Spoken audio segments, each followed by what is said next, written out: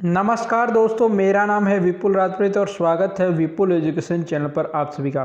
दोस्तों, कक्षा 12 की राजनीति विज्ञान जो हमने प्रारंभ कर रखी है और जिसमें हम जो है दूसरा पार्ट पढ़ रहे हैं जिसका नाम है शक्ति, सत्ता और वैधता।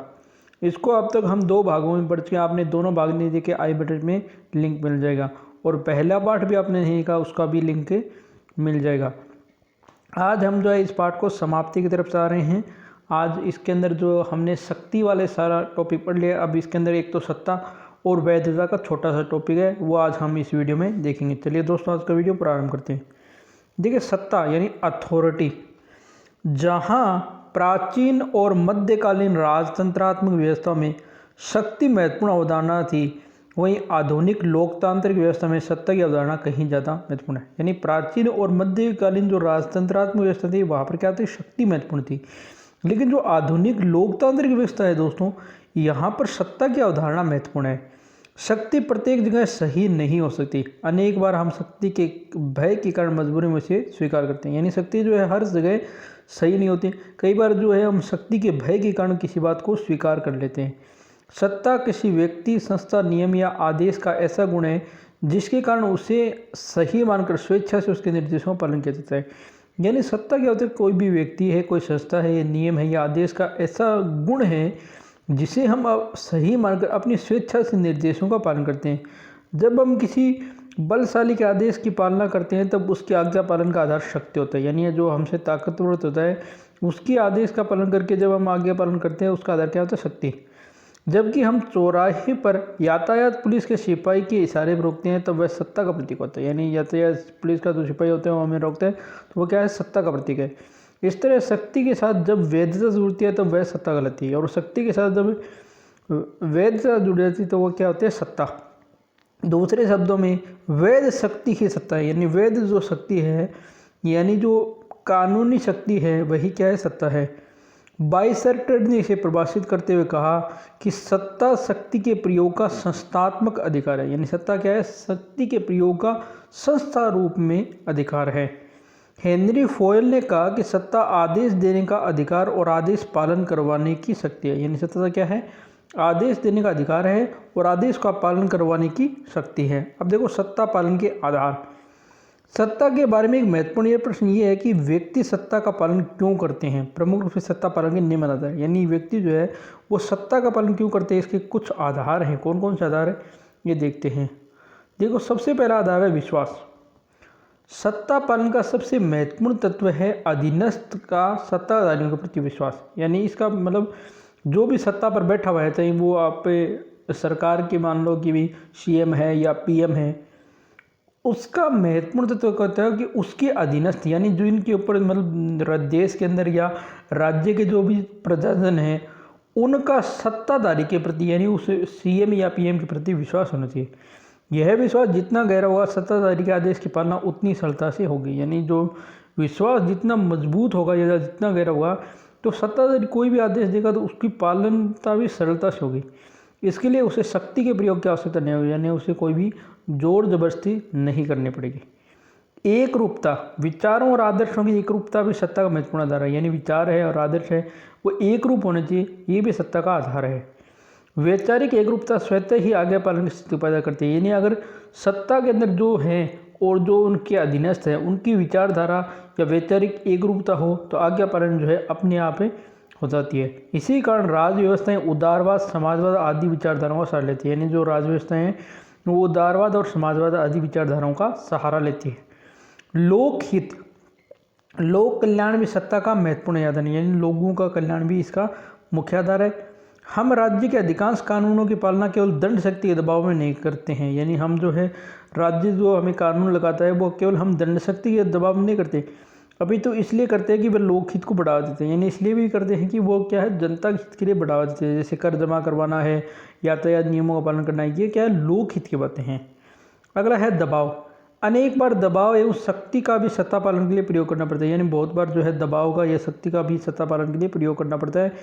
प्रत्येक व्यवस्था में कुछ लोग ऐसे होते हैं जिन पर सत्ता के अन्य आधारों का कम प्रभाव रहता है। यानी जो कुछ लोग ऐसे होते हैं जो न तो विश्वास को समझते हैं, न लोकहित को समझते हैं, न एक रूपता समझते हैं, इसलिए उन पर शक्ति या दबाव का प्रयोग होता है। और जो दमन और दबाव की भाषा समझते हैं, यानी जो है या तो उनका दमन किया जाए या दबाव दिया जाए, उसी की भाषा समझते हैं। अगला है सत्ता के रूप। प्रसिद्ध समाज वैज्ञानिक मैक्स वेबर ने सत्ता के 3 रूप बताए। पहला है परंपरागत सत्ता। इस सत्ता का आधार परंपराएं एवं इतिहास होता है, यानी परंपरागत सत्ता का आधार क्या है? परंपराएं और इतिहास। इसमें यह माना जाता है कि जो व्यक्ति एवं या वंश परंपरा के अनुसार सत्ता का प्रयोग कर रहा है, सत्ता उसी के पास बनी रहनी चाहिए। यानी इसमें क्या है कि वंशानुगत है कि जिस प्रकार उसके दादा परदादा इस सत्ता का प्रयोग कर रहे हैं, उसी प्रकार उसके पास सत्ता रहनी चाहिए। इस सत्ता में तर्क एवं बुद्धि संगतता का अभाव रहती है। इस सत्ता में क्या तर्क और बुद्धि संगतता वो नहीं रहती। घर में वृद्धजनों की सत्ता परंपरागत सत्ता का उदाहरण है, यानी घर में जो बूढ़े लोग हैं उनकी जो सत्ता है वो परंपरागत सत्ता का उदाहरण है। दूसरी है करिश्माई सत्ता। यह सत्ता किसी व्यक्ति के व्यक्तिगत गुणों और चमत्कार पर आधारित है। यानी इसका मतलब क्या होता है? किसी के व्यक्तिगत गुण या चमत्कारों पर आधारित जो सत्ता है वो है करिश्माई सत्ता। इसमें जनता उस व्यक्ति के इशारों पर बड़े से बड़े त्याग करने की तैयार रहती है। यानी ये सत्ता क्या होती है कि जो उस व्यक्ति कहता है उसके आधार पर लोग जो है बड़े से बड़ा त्याग करने के लिए तैयार रहते हैं। इसमें सत्ता का आधार क्या होती है? भावनाएं। इसमें सत्ता का आधार है भावनाएं। जैसे महात्मा गांधी की बात पर लोग मतलब कह देते थे, गांधी जी कहते हैं कि नौकरी छोड़ दो, तो लोगों ने नौकरियाँ छोड़ दी। इस प्रकार गांधी जी है, पंडित नेहरू है, इंदिरा गांधी है, अटल बिहारी वाजपेयी आदि जो है करिश्माई सत्ता के उदाहरण है। तीसरा है कानूनी तर्क संगत सत्ता। इसका आधार क्या होता है? पद होता है। इसका आधार क्या होता है? पद। इसका आधार व्यक्तित्व नहीं होता। उस पद कानून में जो सत्ता निहित है उस पद को प्राप्त करने वाला व्यक्ति उस सत्ता का प्रयोग करता है। यानी इसमें क्या है? व्यक्ति विशेष न होकर पद है। जैसे शिक्षक की सत्ता है, कलेक्टर की सत्ता है, प्रधानमंत्री सत्ता आदि। यदि कानून सत्ता का जो प्रयोग कर रहा है उसका व्यक्तित्व चमत्कारी हो तब तक वह असीमित सत्ता का प्रयोग कर सकता है। यानी उसका जो व्यक्तित्व है मतलब चमत्कारिक हो, मतलब लोगों को प्रभावशाली रहने वाला हो, तब वह असीमित यानी बिना किसी सीमा के सत्ता का प्रयोग कर सकता है। जैसे प्रधानमंत्री में कानून समान सत्ता निहित होती है, यानी जो प्रधानमंत्री इसमें कानून समान सत्ता निहित होती है, लेकिन उस पद पर बैठने वाले व्यक्ति के गुणों के आधार पर प्रयोग की सीमाएं अलग अलग होती है। यानी जो उस पद पर बैठता है उसके व्यक्ति के गुणों के आधार पर ये जो प्रयोग की सीमाएं अलग अलग दिखाई देती है। वेबर ने यह स्वीकार किया कि इनमें किसी प्रकार की सत्ता शुद्ध रूप में देखने को नहीं मिलती। यानी उन्होंने माना कि यह शुद्ध रूप सत्ता का नहीं है। इस प्रकार सत्ता के बिना सभ्य समाज की जो कल्पना है वो नहीं की जा सकती। लेकिन प्रत्येक समाज सत्ता के ऊपर कुछ सीमाएं भी निर्धारित करता है, यानी कुछ नियम भी बनाता है। जैसे कि सत्ता का मनमाना प्रयोग नहीं किया जा सके, सत्ता को देश के संवैधानिक कानूनों तथा वहाँ के सांस्कृतिक मूल्यों, परंपराओं एवं नैतिक अवधारणाओं आदि के सापेक्ष रह गए, यानी उनके पक्ष में रहकर ही कार्य करना होता है। लास्ट पॉइंट है हमारा वैधता। इस शब्द की उत्पत्ति जो है लैटिन भाषा की लिगिटिमुस से हुई है, जिसका अर्थ है लॉफुल अर्थात वैधानिक यानी कानूनपूर्ण। वैधता अथवा औचित्यपूर्ण का लंबा इतिहास रहा है। प्लेटो ने, जब हमने न्याय का सिद्धांत पढ़ा था उस समय प्लेटो ने न्याय सिद्धांत द्वारा और अरस्तु ने संवैधानिक शासन द्वारा शासक की वैधता को सिद्ध करने का प्रयास किया। यानी जो प्लेटो का न्याय सिद्धांत है या अरस्तु का संवैधानिक शासन है, वो उन्होंने जो है शासक की वैधता यानी उसकी जो वैधता है इसको सिद्ध करने का प्रयास किया। इससे पूरे भारतीय दर्शन में इसका अर्थ अप्रत्यक्ष यानी प्रत्यक्ष नहीं अप्रत्यक्ष उन्नत है। मनुस्मृति में, कौटिल्य के अर्थशास्त्र में राजा या स्वामी के सभी अधिकार और कुछ कर्तव्यों के निर्वहन के साथ प्रदान किए गए। यानी राजा या स्वामी के साथ जो अधिकार है उसके साथ कुछ कर्तव्य भी दिए गए हैं तथा प्रजा व जन कल्याण के लिए उनके मूल कर्तव्य के रूप में पहचान दी गई। यानी प्रजा पालन है या जन कल्याण के लिए जो उनके मूल कर्तव्य वो भी बताए गए हैं। मध्यकाल में राज्य की उत्पत्ति के देवीय सिद्धांत राज्य की वैधता का आधार माना गया। यानी मध्यकाल में जो राज्य की उत्पत्ति का जो देवीय सिद्धांत है ये राज्य की वैधता का आधार माना गया। हॉब्स, लॉक एवं रूसो देवीय उत्पत्ति के स्थान पर लोगों की सहमति को राज्य की वैधता का आधार बताया। यानी जो हॉब्स है, लॉक है और रूसो है, इसने देवी उत्पत्ति स्थान पर जो लोगों की सहमति है इसको क्या बनाया? राज्य की वैधता का आधार बताया। आधुनिक लोकतांत्रिक शासन में जनता की सहभागिता को राज्य की वैधता का प्रमाण माना गया। यानी आधुनिक लोकतंत्र में क्या जनता का सहयोग होना ही राज्य की वैधता का प्रमाण माना जाता है। वास्तव में वैधता उस कारण की ओर इशारा करते हैं जिन कारण से हम किसी भी सत्ता को स्वीकार करते हैं। यानी वैधता जो है उस कारण की ओर इशारा करते हैं जिनके कारण हम किसी भी व्यक्ति को सत्ता स्वीकार करते हैं। इसका अर्थ है उस सहमति से जो लोगों द्वारा राजनीतिक व्यवस्था दी जाती है। यानी इसे उस सहमति से है जो लोगों द्वारा किसको दी जाती है? राजनीतिक व्यवस्था को। यदि किसी राजनीतिक व्यवस्था को लोग ऐसी स्वीकृति प्राप्त नहीं होती तब वह व्यवस्था अधिक समय तक अस्तित्व में नहीं रहती। यानी ये जो राजनीतिक व्यवस्था है इसको लोगों की स्वीकृति ना मिले तो वो व्यवस्था क्या अधिक समय तक अस्तित्व में नहीं रहती। मतदान, जनमत और संचार के साधन राष्ट्रवाद आदि वे साधन हैं जिनके माध्यम से वैधता को प्राप्त किया। यानी मतदान है, जनमत है, संचार के साधन है, राष्ट्रवाद है, ये आदि साधन हैं जिनके माध्यम से वैधता को प्राप्त किया जा सकता है। वैधता के बारे में ग्रीन इस कथन को सिद्ध करती है कि इच्छा है न कि बल राज्य का आधार होता है। मतलब इच्छा जो है वो राज्य का आधार होती है, न कि बल। वैधता जो है वास्तव में शक्ति और सत्ता के बीच कड़ी है, यानी दोनों के बीच में एक कड़ी का काम करती है। कोई भी शासक शक्ति के आधार पर व्यक्ति को बाहरी रूप से नियंत्रित कर सकता है, लेकिन वैधता के आधार पर वह लोगों के हृदय पर शासन कर सकता है। यानी जो है कोई भी शासक है वो शक्ति के आधार पर व्यक्ति को बाहरी रूप से नियंत्रित कर सकता है, लेकिन वैधता के आधार पर वह लोगों के हृदय में राज कर सकता है। इसी कारण लोकतंत्र और अधिनायक तंत्र में अंतर करने के लिए तर्क दिया जाता है। यानी लोकतंत्र और अधिनायक तंत्र में ये अंतर करने के लिए तर्क दिया जाता है। लोकतंत्र का प्रधान लक्षण है वैधता, यानी जो डेमोक्रेटिक है इसका प्रधान लक्षण क्या है? वैधता।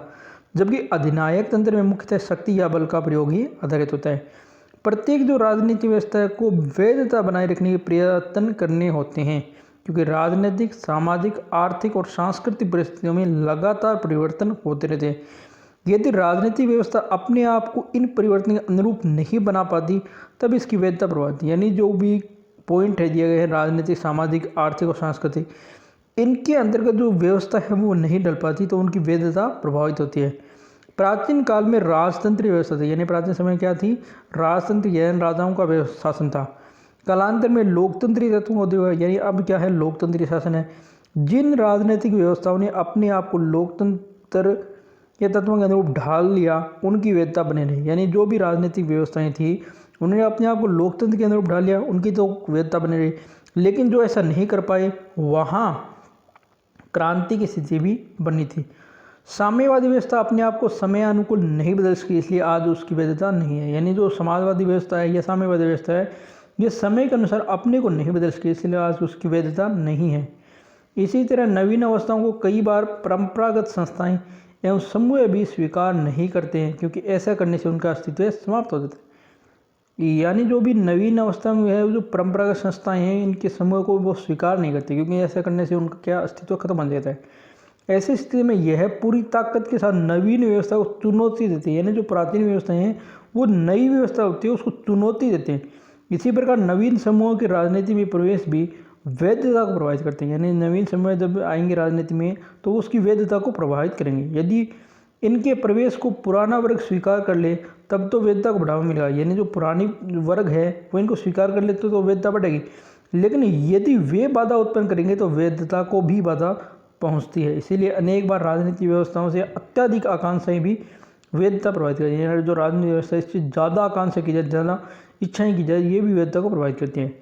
जब राजनीतिक व्यवस्था जन सामान्य की इन आशाओं को पूरा नहीं कर पाती तब लोग उनके खिलाफ क्रांति और तख्तापलट को तैयार हो जाते हैं। यानी जब ये जो राजनीतिक व्यवस्था है ये जन सामान्य की आशाओं को पूरा नहीं कर पाती तो लोग या तो क्रांति करेंगे या तख्तापलट करेंगे।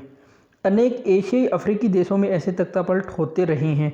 ऐसे में राजनीतिक व्यवस्थाएं जो है अपने आप को नवीन व्यवस्था के अनुरूप ढालकर परंपराओं की रक्षा कर और व्यक्तित्व गुणों के आधार पर वैधता के संकट का सामना कर प्रयास कर सकती है।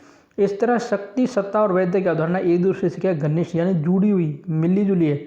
शक्ति के बिना समाज में शांति, व्यवस्था, न्याय और खुशहाली की स्थापना नहीं की जा सकती। यानी शक्ति बिना न तो समाज में शांति होगी, न व्यवस्था होगी, न न्याय होगा, न खुशहाली होगी।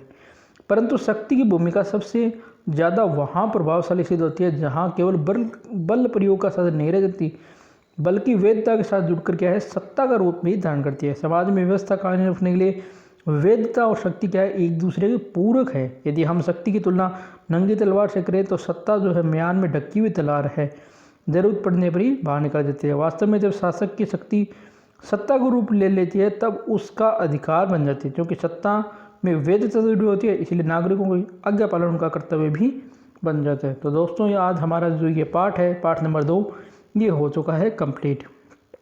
कल से जो है हम पाठ नंबर 3 जिसका नाम है धर्म वो शुरू करेंगे। तो दोस्तों ये वीडियो आपको कैसा लगा कमेंट करके जरूर बताएं। वीडियो को लाइक करना, शेयर करना, कमेंट करना नहीं भूलें। चैनल को आपने अभी तक सब्सक्राइब नहीं किया तो आप चैनल सब्सक्राइब करें और बेल आइकन को प्रेस करें। धन्यवाद दोस्तों। जय हिंद, जय भारत। घर रहें, स्वस्थ रहें।